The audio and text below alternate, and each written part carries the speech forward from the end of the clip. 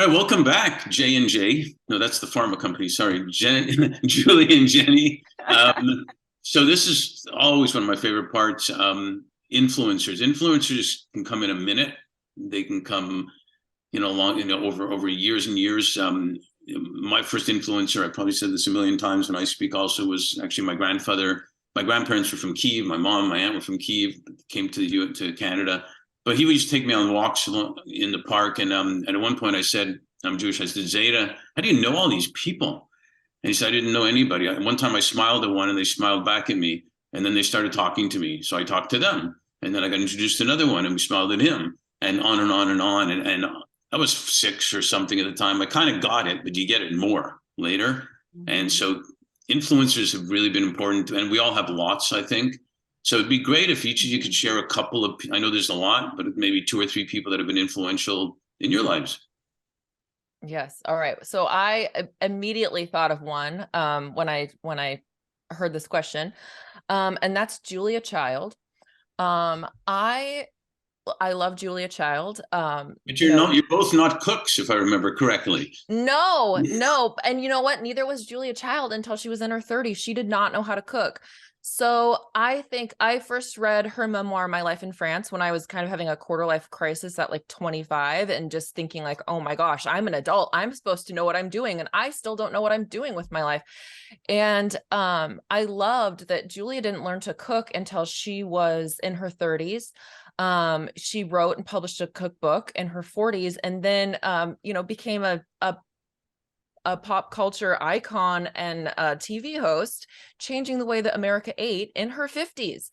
And I think for me, I was just kind of like, yeah, like you can, there is no right or wrong way to do things. Um, and I just appreciated that she just chose to be who she was, and didn't apologize for it, and really impacted, I think, a lot of people because of it. And so she's definitely a huge influence in my life, and me just feeling like, even now at 39, that it's fine that I'm still, I don't know exactly what I want to be when I grow up. I'm going to just keep trying all these different things and doing different things. And, I also have always struggled with imposter syndrome. And so again, I love that Julia Child just was like, oh no, I'm gonna learn how to cook. And I don't think she ever questioned like, oh, should I write a cookbook? Like, am I qualified to do this? Because she just kept on going, kept on educating herself. And, yes, she was qualified to do it. Never mind that, most chefs were male, and, anyway, I could go So on and on about Julia it's Child. quite clear that she's influenced you. Yes, in so many ways. I, Um, who and then else? just another one real quick, that popped into my head is I'm going to say my friend Charlotte. She just climbed Kilimanjaro with her husband and 4 kids, ages I think 9 through 15.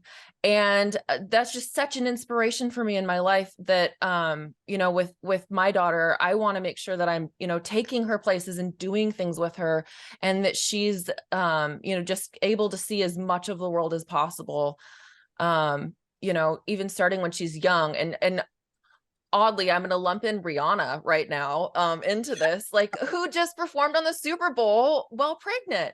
I mean, obviously that baby in there is not going to remember the experience, but how cool for that kid when they're growing up to look back and be like, I was there.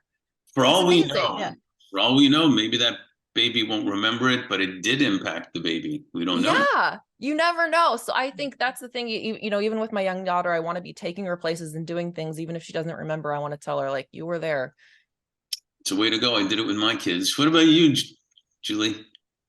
Well, I thought of 2 people who are very, very different from each other. One really influenced what I do. And then the other one influences who I want to be, which is very different. So the late Paul Farmer very much influenced what I do. I first read his book, Mountains Beyond Mountains, when I was early on in public health, and never knowing I would give speeches about Paul Farmer or speak with Paul Farmer in my later life. And Paul, if you don't know Paul Farmer, you do if you're in public health, but he had this idea and this strong belief that no one should die of a preventable disease. And he also thought, good enough for someone who lives somewhere else that isn't good enough for you isn't okay. And so he started his work in Haiti. And one of my favorite stories from Paul Farmer that I talk about a lot is the day when he had to hike a couple miles into a village because he had heard that one of the young men there was sick. But when he got there, the guy was just having an asthma attack and practically dying of it. And luckily he had an albuterol inhaler in his pocket. So that solved that. But what he said was, what does it mean when someone dies of an asthma attack in the era of Facebook and Twitter, or LinkedIn, I think is what he said. But you get the point. It's like, so what I love about Paul Farmer is he didn't lower his standards or his convictions or his values. He just aimed higher. And then he proved that it could be done.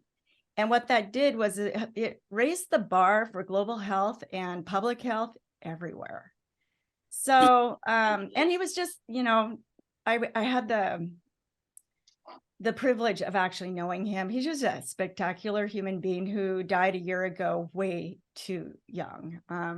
Yeah. So anyway, Paul Farmer, as you can tell, like with Julia Childs, he's very much changed me and my direction and what I want to do. And then the second person is a woman that I've known since college. Ironically, our kids got married to each other, so she shares grandkids with me. But her name's Theresa Hillis, and what I admire about her and inspired by is her ability to constantly be present. Like it's not like she doesn't have her own problems, but I've never known anyone who gets the moment. Like she sees things that many of us never see. She enjoys things that if we're too busy, we just pass by. Right. And I've been observing her for a very long time. And it always just reminds me that all this busyness we do, it's just not going to matter. Like when you miss the moment, it's not going to come back. So she's one of my good friends. And I feel like this comes naturally to her, that some of us just have to work harder at it, but it's a huge value that I have. And she inspires me by the way she lives her life. No, that's beautiful. It's too many people are taking selfies and actually missing the moment that they're right there and there. So, wow, thank you for sharing that. Those are great ones that I think it teaches us, based on what you both just said, that we're influencing people ourselves all the time, whether we know it or not.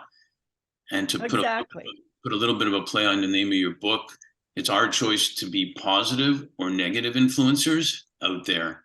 And maybe we should choose still positive, right?